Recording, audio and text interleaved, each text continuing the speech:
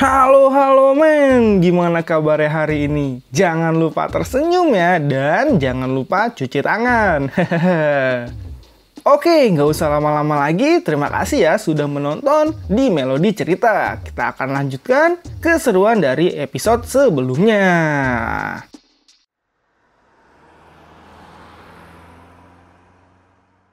Oke kawan, kita mulai perjalanan imajinasi cerita ini. Aktifkan imajinasi kalian ya. Pada chapter ini diceritakan pembukaan bar mitzvah atau upacara tahunan pendewasaan bangsa Asura telah dibuka. Pembukaan upacara ini sangatlah meriah. Semua Asura dengan usia yang pantas berkumpul di sana, siap untuk menunjukkan kemampuan mereka. Klan Asura tumbuh dalam ujian yang berat, selalu berjuang adalah hidup mereka. Hidup adalah pertempuran.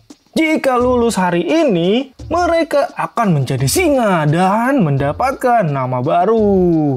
Tapi yang gagal karena kemampuan, mereka akan berubah menjadi bintang di langit, menyinari sepanjang waktu di langit. Oleh karena itu, janganlah bersedih untuk yang kalah. Dan di samping pidato itu, ada satria-ksatria Asura yang datang menyaksikan pertarungan itu. Dua ksatria Asura pun berkata, dia tidak berharap kalau temannya salah satunya datang ke pertunjukan ini. Tapi temannya yang memakan mie berkata, dia ingin lihat bagaimana generasi muda selanjutnya akan saling bertarung. Yang mengatakan itu adalah ksatria kelas 1 bangsa Asura bernama Fujiyama dan Jianhu. Fujiyama berkata, tahun lalu sekelompok bangsa Asura meninggal dalam turnamen ini. Dan dia pun bertanya, apakah tahun ini akan sama? Jianhu pun berkata, dia rasa hampir sama, kecuali juri mereka dalam suasana hati yang baik pada hari ini. Karena hanya dia yang bisa membuat penilaian di tengah jalan dan menghentikan pertempuran. Karena menurut rumornya, dia melakukan penilaian dengan beberapa kandidat di tengah pertempuran dan penampilannya biasa-biasa saja, tapi dia adalah anak dari keluarga besar.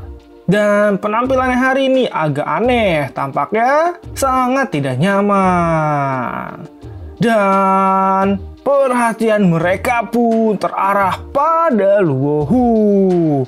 Dia pun melihat Luohu dengan mata dewa mereka. Tapi saat dia melihat Luohu, dia sangat kaget karena aura Asuranya sangat besar. Dan Luohu pun membangkitkan semangat bertempur jiwa Asuranya. Dia pun marah di tengah pidato sang juri. Itu pun mengagetkan semua peserta yang ada di sana. Tanpa diduga, dia berani menyela pidatonya. Dan Luohu pun seketika mengamuk di sana. Dia menebaskan pedangnya ke sembarang arah, membuat semua anak yang ada di sana kaget. Satu persatu anak yang ada di sana diserang olehnya dan dibunuh. Salah satu anak pun bertanya-tanya, apakah Luohu sudah gila? Dan hal itu memancing perhatian semua penonton yang ada di sana. Mereka bertanya-tanya apakah itu anak yang terlalu banyak tekanan dan lepas kendali saat ini. Karena pasti ada sesekali anak yang seperti itu. Melihat itu pun, anak juri itu tertawa. Namun, sang ayah jurinya berkata, itu adalah hal yang salah. Sedangkan peserta yang membuli Luohu dulu berkata, Luohu sangatlah seperti sampah yang tidak berguna. Dia tidak akan bisa naik ke panggung besar. Tapi tiba-tiba dia merasa takut. Dan dia pun ingin mengincar Luohu. Tapi sayangnya, selesai dia berbicara, tiba-tiba tubuhnya ditebas oleh Luohu dan putus seketika. Semua anak-anak yang ada di sana pun jadi ingin pulang. Namun sayangnya, tidak ada kesempatan itu. Turnamen berdarah itu sudah dimulai oleh Luohu dan semua anak itu ditebas satu persatu sampai badan-badannya terpisah dan berdarah. Dalam seketika, Arena turnamen itu dipenuhi darah dan sangat hitam. Aura kebenciannya sangatlah meningkat. Lalu dia meminta Xiyu untuk memperhatikannya baik-baik.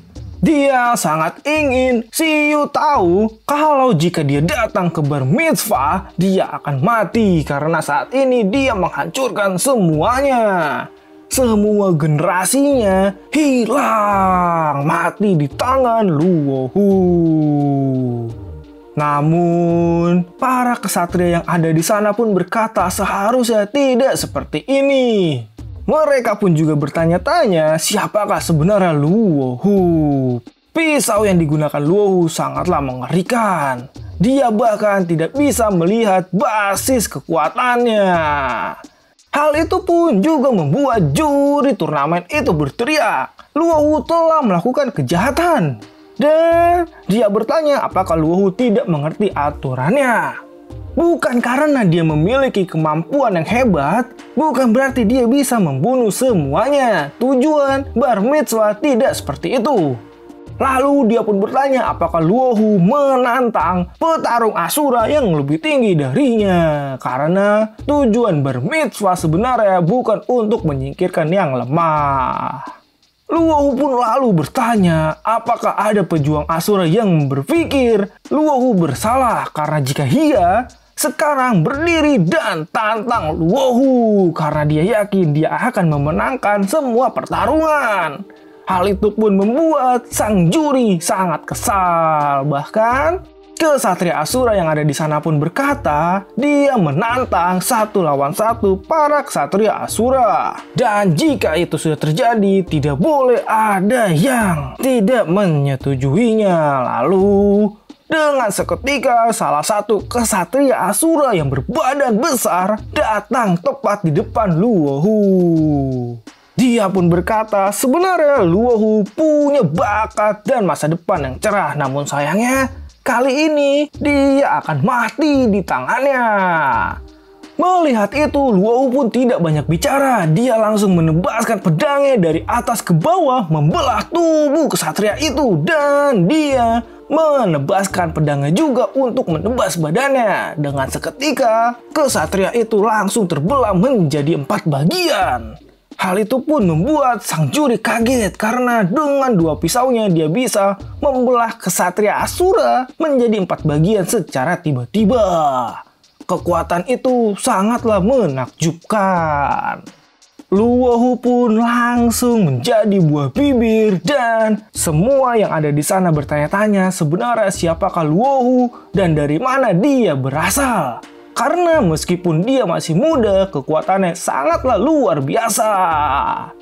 Luohu pun yang mengetahui dia dibicarakan sangat senang karena kali ini dia sangat puas. Namun, di tengah pelamunannya, datanglah kesatria kelas 1 Asura bernama Datan. Dia meminta Luohu menyebutkan namanya dan Luohu pun berkata namanya adalah Luohu Xiyu dari Departemen Besi Cor. Datan pun kaget karena Departemen Besi Cor telah hilang 1 tahun yang lalu. Sedangkan sang juri heran, bukankah itu adalah 2 nama? Tapi kenapa Luohu menyebutkannya? Dengan itu, Luohu pun langsung berkata, dia menggunakan darah di pertempuran ini sebagai hadiah untuk temannya Xiyu yang telah berubah menjadi bintang di langit. Sampai Luohu tidak bisa menggerakkan tangannya, Luohu akan terus berjuang menantang semua orang. Namun sayangnya, cerita pun dibawa ke sisi lain. Di sana terlihat seorang peramal bermata 1 berkata, akhirnya raja keempat datang. Dia sangatlah muda dan dia datang ke Wangku. Kekuatannya tidak bisa diprediksi walaupun masih muda. Dan sang Raja Karakanta muda pun berkata kalau seperti katanya setelah Raja keempat tiba, apakah Asura akan kembali ke istana surga? Raja Karakanta ternyata keren juga ya pas masih muda kawan. Namun, pertanyaannya pun dijawab oleh peramal itu. Dia tidak tahu bagaimana itu akan terjadi, tapi itu pasti akan terjadi. Bangsa Asura akan kembali ke istana surga. Raja baru ini akan menjadi peran yang sangat krusial. Dan itu semua tidak akan berhasil tanpanya roda keberuntungan akan segera berputar. Dan peramal itu pun berkata, apakah Raja Karakanta tertarik dengan singa muda ini? Dia pun berkata, ya, dia tertarik dan mereka pasti akan bertemu jika dia adalah Asura yang dipilih oleh takdir. Lalu cerita pun juga dibawa ke sisi lain. Di sana terlihat bangsa Asura sedang makan-makan. Dan ternyata yang makan-makan di sana adalah Raja Vimalacitra. Vimalacitra masih sangat muda di sana. Dia pun mengajak mereka semua makan dan dia terlihat sangatlah ramah. Dia pun bercerita terakhir kali dia menyerang Institut Teologi, banyak dewa ditangkap dan dikembalikan sehingga dia memiliki cukup daging untuk dimakan. Sedangkan semua bangsa Asura yang makan bersama berkata untuk Raja Vimalacitra mereka akan membunuh para dewa. Dan Vimalacitra mempercayai perkataan itu dan berkata kesempatan itu akan segera tiba. Dia pun bertanya, pernahkah mereka mendengar tentang bar mitzvah saat dia menangis? Lalu salah satu Asura itu pun berkata, dikatakan saat ini di bar mitzvah ada anak yang sangat kuat. Mendengar itu, Raja Vimalacitra pun berkata, benar, sudah beberapa hari belum dikalahkan oleh penantang yang ada di sana. Itu pun membuat semua yang makan kaget dan berkata, apakah Raja Vimalacitra tertarik dengan anak itu dan mau melihatnya? Raja Vimalacitra pun berkata tidak, karena ada seseorang yang akan lebih cemas daripada dirinya. Dan sayangnya, cerita pun dibawa kembali ke tempat Luohu berada. Dia pun bersila dan memegang dua pedangnya di atas mayat dan darah-darah yang telah berhasil dia kalahkan. Terlihat sudah berhari-hari, dia tetap tidak bisa dikalahkan. Dia adalah monster. Semua petarung yang menantangnya mati. Lalu tiba-tiba tepat di belakang Luohu datanglah Raja Bandi yang mengatakan ternyata dia adalah anak kecil dan dia menanyakan apa benar dia adalah Luohu. Namun sayangnya cerita pun selesai sampai di sini kawan. Seru banget nih kayak ini. 3 Raja Asura telah datang. Langsung lanjut ya, tonton video selanjutnya. Dan terima kasih untuk like dan subscribe kalian. Dan sampai jumpa.